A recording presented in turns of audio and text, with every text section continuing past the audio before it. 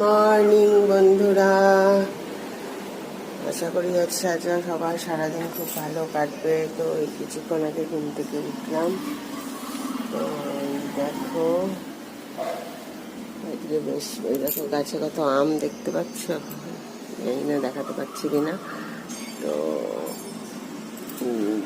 তো দেখো আজকে রোদটা ভালোই উঠেছে, তো গরমটা মনে হচ্ছে ভালোই হবে।